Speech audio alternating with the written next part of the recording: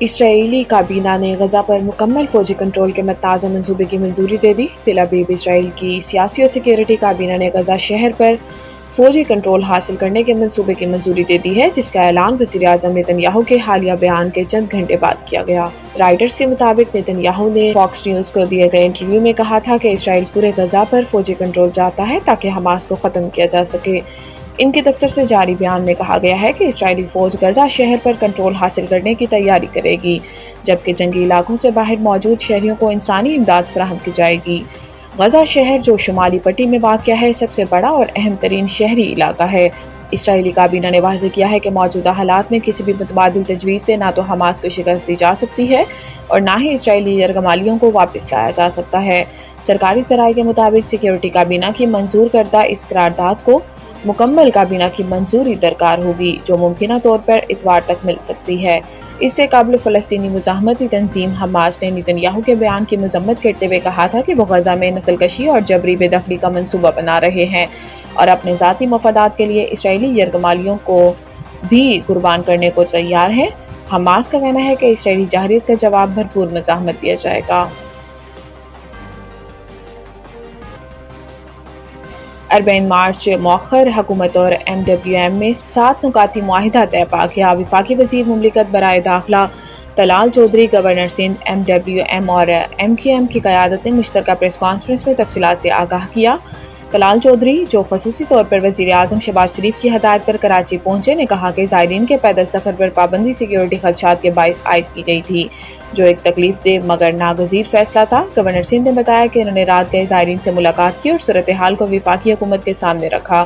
انہوں نے کہا کہ زائرین کے تحفظ کو مد نظر رکھتے ہوئے پیدل سفر کی اجازت نہیں دی جا سکتی، تاہم تمام فریقین کی مشاورت سے 7 نکاتی معاہدہ طے پا گیا، جس پر مکمل عمل درآمد کے لیے ایک مشترکہ کمیٹی قائم کی جائے گی۔ طے پانے والے 7 نکات میں شامل ہیں: زائرین کے لیے مخصوص فلائٹ آپریشن 2 روز میں شروع کیا جائے گا، ایڈوانس میں دیے گئے بس کرایوں کی واپسی یقینی بنائی جائے گی، عراقی حکومت سے ویزا کی مدت میں توسیع کے لیے رابطہ کیا جائے گا، زمینی سفر کے متبادل انتظامات پر بھی غور کیا جائے گا، بارڈر پر موجود اسٹوڈنٹس کے لیے فوری احکامات جاری کیے جائیں گے، زائرین کے مسائل کے حل کے لیے مستقل رابطہ کمیٹی قائم کی جائے گی۔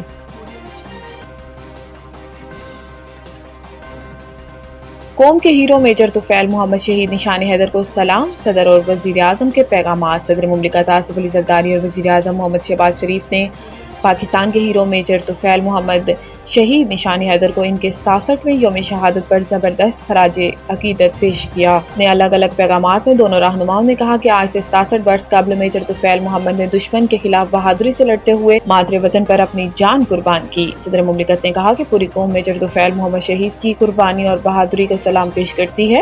پاکستان آج ان عظیم سپوتوں کی قربانیوں کی بدولت محفوظ ہے اور ہم اپنے تمام ہیروز کو سلام پیش کرتے ہیں، جنہوں نے ملک کی سلامتی کے لیے اپنی جانیں نچھاور کی۔ انہوں نے کہا کہ میجر طفیل محمد شہید کی قربانی قوم کے لیے مشعل راہ ہے اور ہم اپنے شہداء کی قربانیوں کو ہمیشہ یاد رکھیں گے۔ وزیر اعظم محمد شہباز شریف نے اس موقع پر کہا کہ پاکستان کو اپنی بہادر افواج پر فخر ہے، جو دشمن کے ہر محاذ پر ڈٹ کر مقابلہ کر رہی ہے۔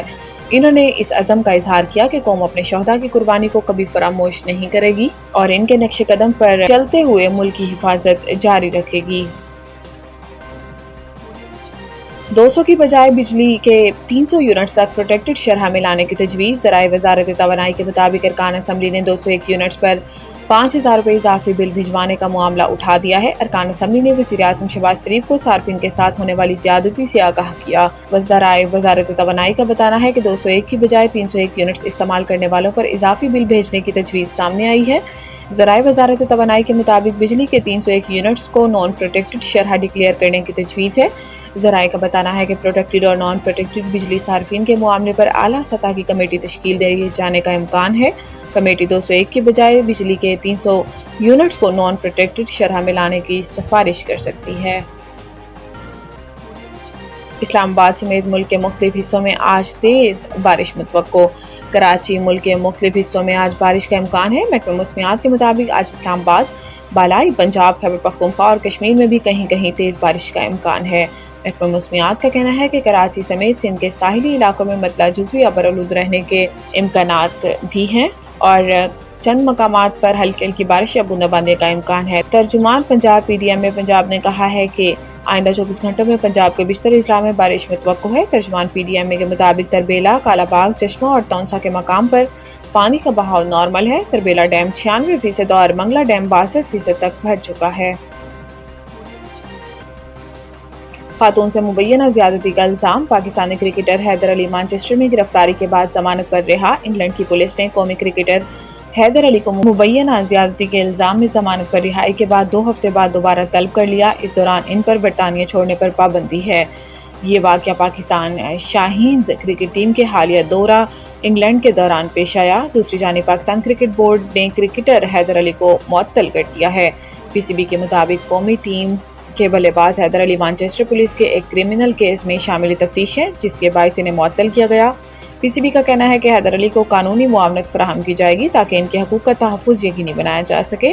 کیس کے نتائج سامنے آنے تک حیدر علی معطل رہیں گے۔ پی سی بی کے مطابق قانونی کارروائی مکمل ہونے کے بعد انضباطی کارروائی پر غور ہوگا۔ قانونی کارروائی کے خاتمے تک پاکستان کرکٹ بورڈ مزید کوئی تفصیلات جاری نہیں کرے گا۔